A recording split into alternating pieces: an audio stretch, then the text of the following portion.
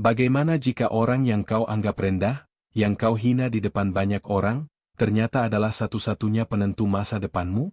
Apa yang akan kau lakukan jika tiba-tiba kau berdiri di hadapan mereka, bukan lagi sebagai orang yang diremehkan, melainkan sebagai bos besar yang memegang seluruh kendali? Pagi itu, dalam sebuah acara yang seharusnya menjadi momen kebahagiaan, seorang ayah dihina di depan putranya sendiri. Namun, dalam hitungan jam, roda nasib berputar, dan ia kembali untuk memberikan pelajaran paling berharga pada mantan istri dan suami barunya. Ini bukan hanya kisah tentang pembalasan, tapi tentang bagaimana karakter dan kesabaran mampu mengalahkan arogansi dan keangkuhan. Pagi itu, embun masih memeluk erat jendela kaca sebuah rumah sederhana di pinggir kota. Di teras mungilnya, Aditya, seorang pria dengan usia pertengahan 30-an, duduk termenung. Matanya menatap secarik undangan dari sekolah dasar tempat putra semata wayangnya, Dimas, menimba ilmu. Hari apresiasi orang tua dan siswa, demikian tertulis di sana. Bagi banyak orang, mungkin itu hanya acara biasa. Namun, bagi Aditya, hari esok adalah janji sekaligus luka lama yang akan kembali menganga. Di daftar nama wali murid, ada nama Rina. Mantan istrinya, perempuan yang dulu ia cintai sepenuh hati, namun memilih pergi demi kilau materi. Rina akan hadir bersama Arman, suami barunya, seorang pria yang dulu sering mengejek Aditya sebagai beban keluarga. Dulu, Aditya memang hanya seorang teknisi magang yang berjuang, menumpang di rumah mertua, dan tidak pernah diberi kesempatan untuk membuktikan diri. Arman, yang kala itu sudah mapan, tak pernah melewatkan kesempatan untuk menyindirnya di depan keluarga besar. Perpisahan terjadi saat Dimas baru berusia 4 tahun. Rina mencampakkan Aditya dengan kalimat yang membekas seperti cambuk, "Aku butuh masa depan, bukan hidup dengan orang gagal." Aditya tidak melawan, ia hanya menerima.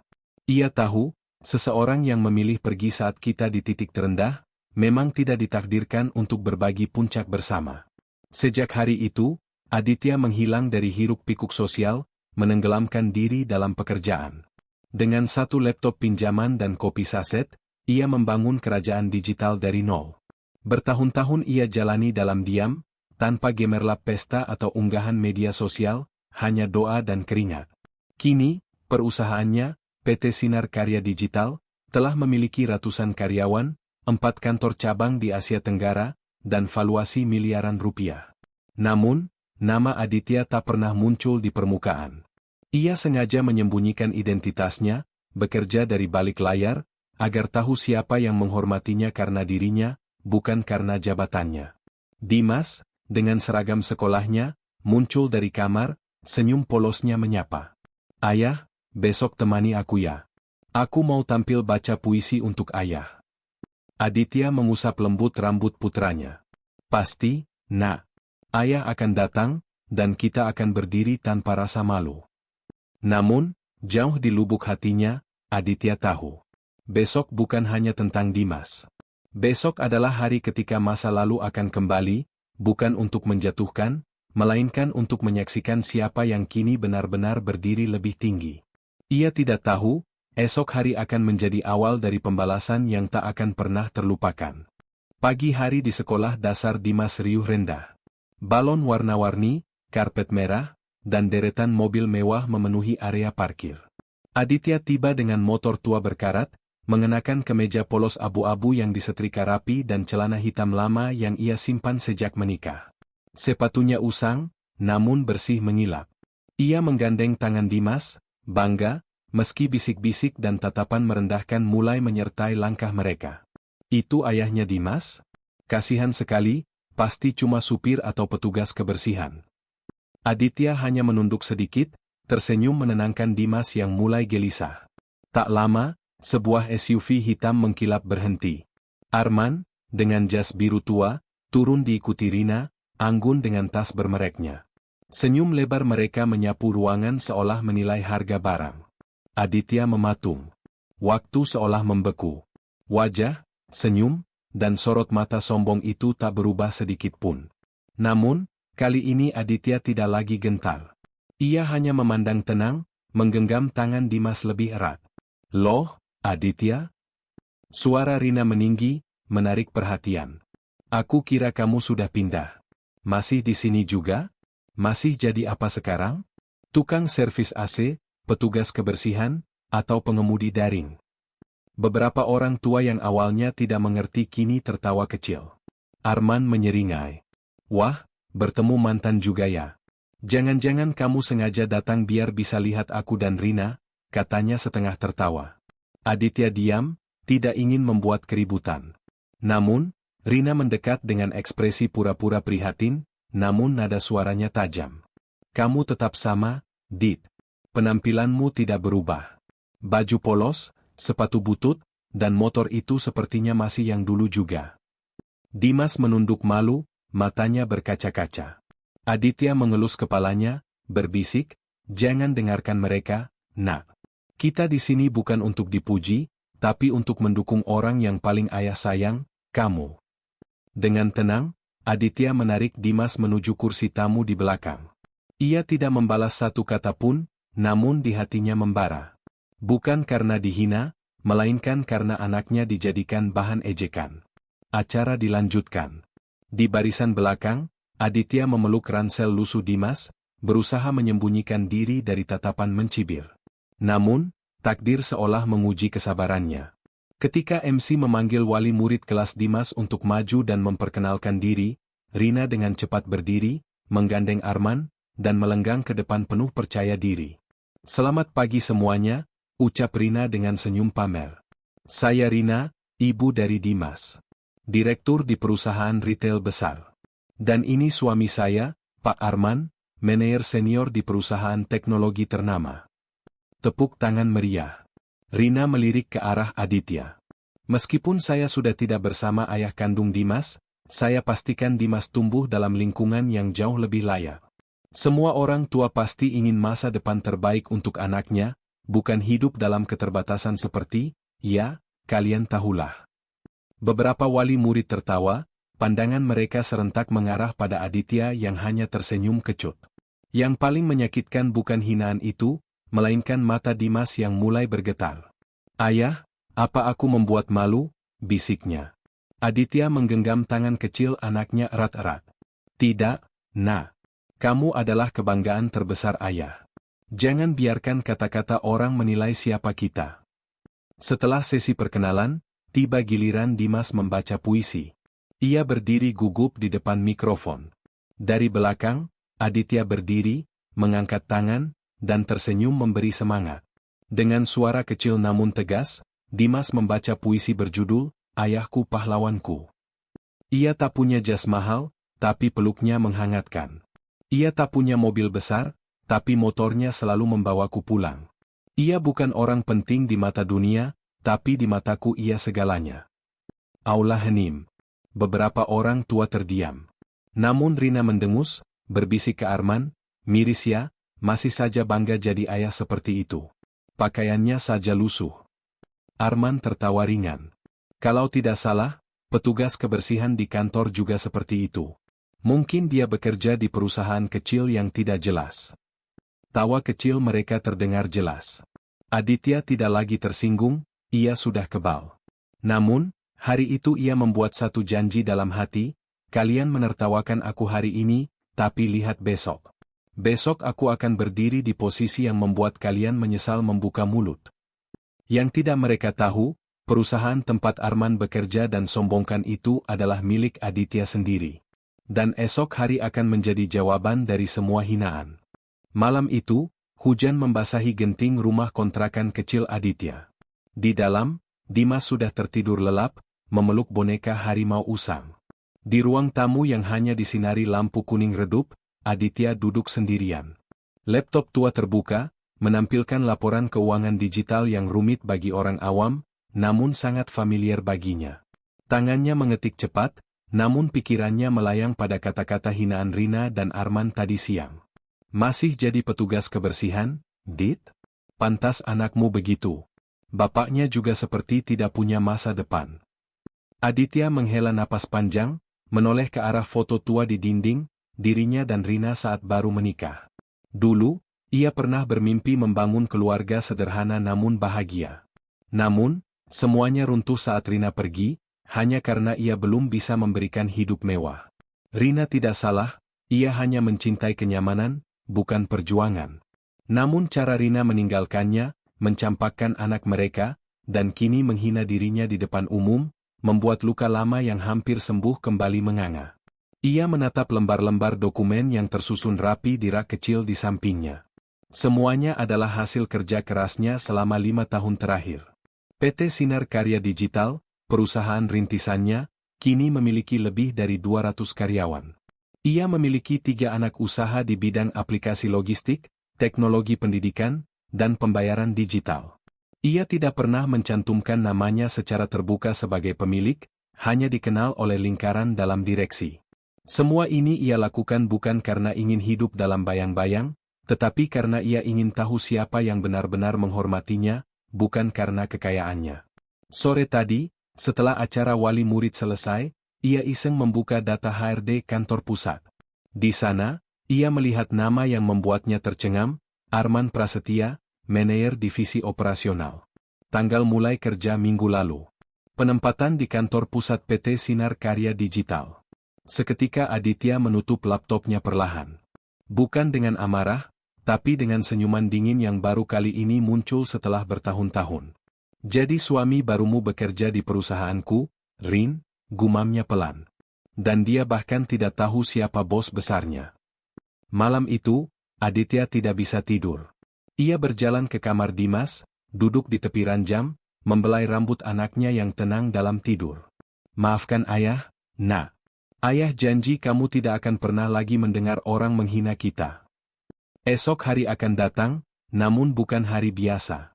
Besok, Aditya akan kembali ke kantornya, bukan sebagai staf biasa yang menyamar di cabang-cabang, tetapi sebagai direktur utama yang akan memanggil Arman ke ruangannya. Bukan untuk membalas dengan kemarahan, tetapi untuk memberikan pelajaran bahwa orang yang pernah diremehkan bisa menjadi penentu jalan hidup. Pagi itu, suasana kantor pusat PT Sinar Karya Digital sibuk seperti biasa. Karyawan berlalu lalang, membawa berkas dan laptop, sebagian bersiap untuk rapat mingguan.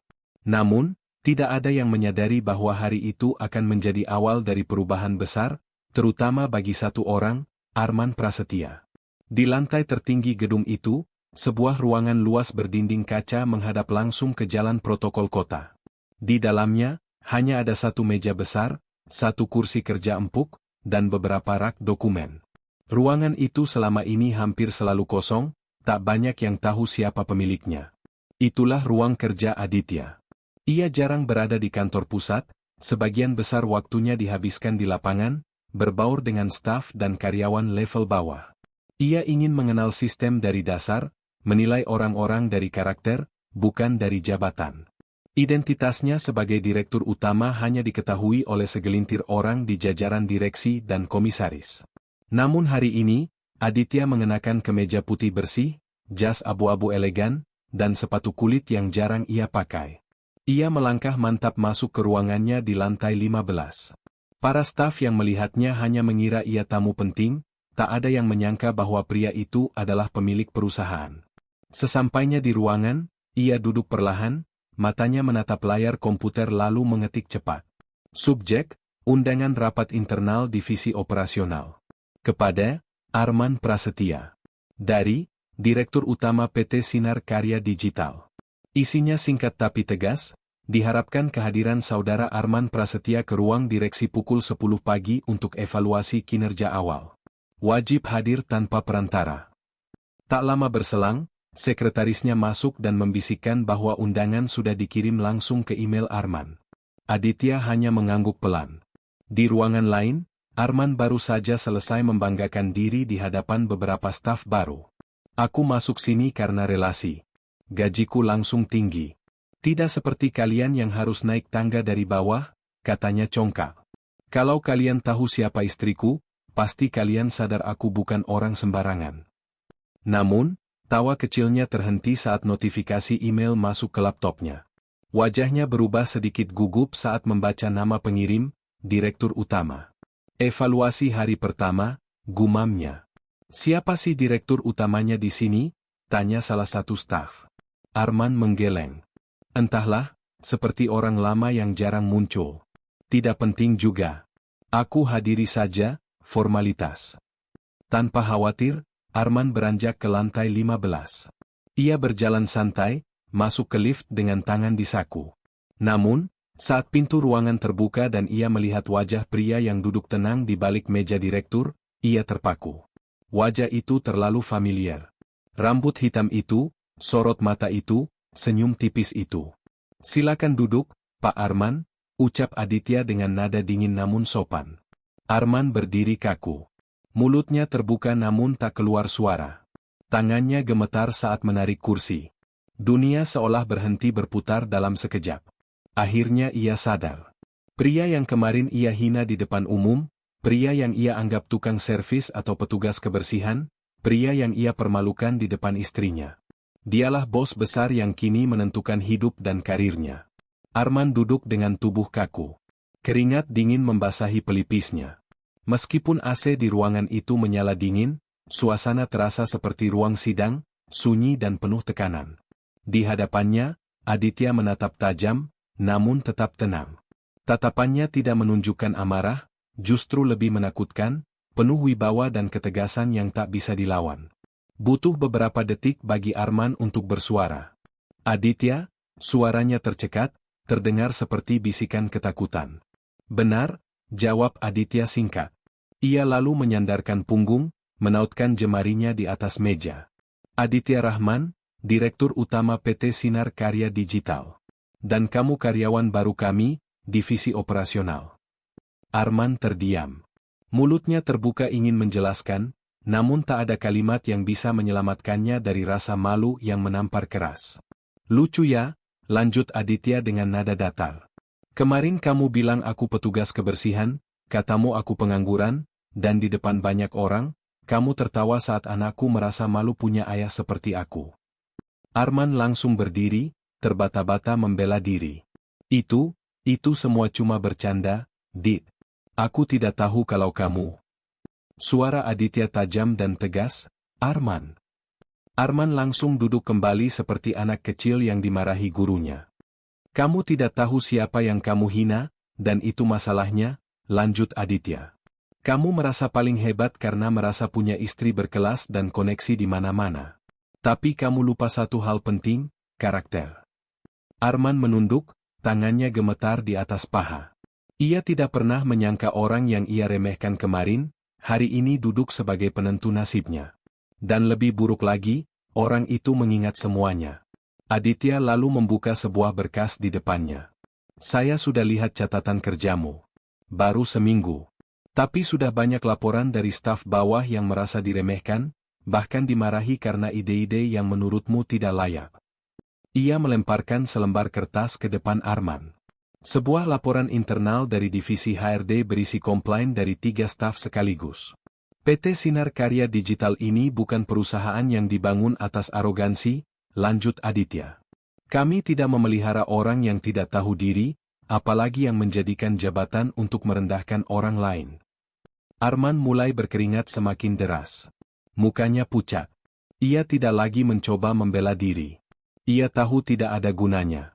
Aditya lalu berdiri perlahan, menatap pria yang dulu merebut istrinya dan menghancurkan harga dirinya. Sekarang aku tanya kamu, kira-kira aku akan mempertahankan orang seperti kamu di perusahaan ini? Arman menatap penuh harap.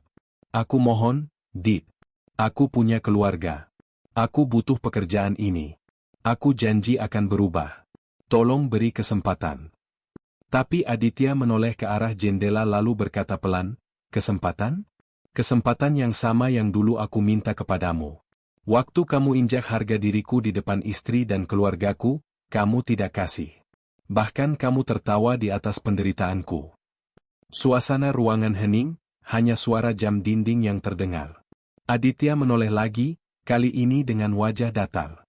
Besok kamu tidak perlu datang lagi. Surat pemutusan kontrakmu akan dikirim sore ini. Arman mematung. Mulutnya bergetar. Ia ingin marah tapi tak punya alasan. Ingin menangis tapi tak berani. Dan dalam diam, Aditya menambahkan satu kalimat yang membuat Arman benar-benar hancur. Katakan pada istrimu, dunia memang berputar. Tapi saat dia memilih pergi dari hidupku karena aku miskin, dia juga memilih untuk kehilangan orang yang paling tulus. Beberapa jam setelah pertemuan di ruang direksi, berita soal pemecatan Arman menyebar cepat di kalangan karyawan. Banyak yang penasaran, namun tak berani bertanya langsung. Yang mereka tahu, pria sombong yang baru seminggu bergabung itu mendadak menghilang dari kantor tanpa sepatah kata pun. Di lantai yang sama, Aditya berdiri di depan jendela kacanya yang tinggi, memandangi kota dari ketinggian. Ia tidak tersenyum, tidak juga merasa puas. Justru ada perasaan kosong yang sulit dijelaskan. Bukan karena rasa bersalah, tetapi karena ia tahu, meskipun adil, balasan seperti ini tak akan pernah menyembuhkan luka sepenuhnya. Beberapa menit kemudian, sekretarisnya masuk. "Pak Aditi, Bu Rina menelepon kantor. Sudah 3 kali, dia bilang penting." Aditya hanya diam sejenak lalu menjawab tanpa menoleh. "Kalau dia telepon lagi, bilang saya sedang rapat. Saya akan hubungi dia nanti." Ia tahu benar mengapa Rina menelepon. Bukan karena menyesal, tetapi karena suaminya kehilangan pekerjaan dan rasa panik mulai melanda. Bagi orang seperti Rina, status dan materi adalah segalanya. Saat itu terancam, dia akan melakukan apapun untuk mempertahankannya, bahkan merendah di hadapan orang yang dulu dia campakkan. Namun Aditya tak berniat membalas dendam dengan cara murahan. Ia punya prinsip. Hari itu, untuk menguatkan langkahnya, Aditya turun ke lantai produksi. Ia menyapa para staf, ikut berdiri di antara para programmer muda, dan bahkan membantu tim desain memperbaiki tampilan aplikasi baru. Semua yang melihatnya terkejut. Mereka baru sadar, pria yang selama ini sering duduk bersama mereka dan ikut makan di kantin adalah bos besar perusahaan. Salah satu staf mendekat, seorang wanita muda yang dulu sempat dimarahi Arman saat mengusulkan ide sederhana. "Pak Aditi, Bapak tidak malu ya? Maksud saya, walaupun pemilik perusahaan tapi ikut bantu kerja seperti staf biasa." Aditya menatap gadis itu sambil tersenyum. "Justru kalau saya malu turun ke bawah, bagaimana saya tahu kesulitan kalian? Kekuasaan bukan untuk dihormati, tapi untuk dipakai membantu." Ucapan itu menyebar seperti bara di dalam perusahaan. Respek karyawan terhadap Aditya makin besar. Mereka melihat langsung sosok yang sederhana, rendah hati, namun tegas terhadap ketidakadilan. Ia bukan tipe pemimpin yang mencari pujian, tetapi justru membawa perubahan. Di sisi lain, kehidupan rumah tangga Rina terjun bebas. Arman berubah menjadi pemalas yang mudah emosi, menghabiskan hari-harinya merokok dan bermain ponsel. Tak satu pun perusahaan besar mau menerima pria dengan reputasi buruk seperti dia. Uang tabungan Rina menipis, tagihan menumpuk. Suatu malam, di tengah cekcok hebat karena masalah keuangan, Arman berteriak, "Dulu kamu bilang aku hebat, kamu bangga padaku, tapi ternyata kamu cuma beban, Rin. Kamu pikir aku bisa hidup dari gengsi doang?" Rina menatap suaminya dengan mata berkaca-kaca. "Kalau kamu tidak suka, ya silakan keluar dari rumah ini. Rumah ini masih atas nama aku." Arman tertawa sinis, mengambil tasnya, menendang meja, lalu pergi dengan menggebrak pintu. Ia tak pernah kembali. Rina kini benar-benar sendiri. Untuk pertama kalinya, ia merasakan kehilangan segalanya, suami, harga diri, pekerjaan tetap, bahkan martabat. Tetangga membicarakannya. Para ibu wali murid yang dulu ia hina kini membalasnya dengan tatapan iba bercampur sinis. Ia harus menjual perhiasannya untuk membayar tunggakan listrik. Puncaknya, suatu malam hujan deras turun. Rumah kontrakan kecilnya bocor di 3 titik.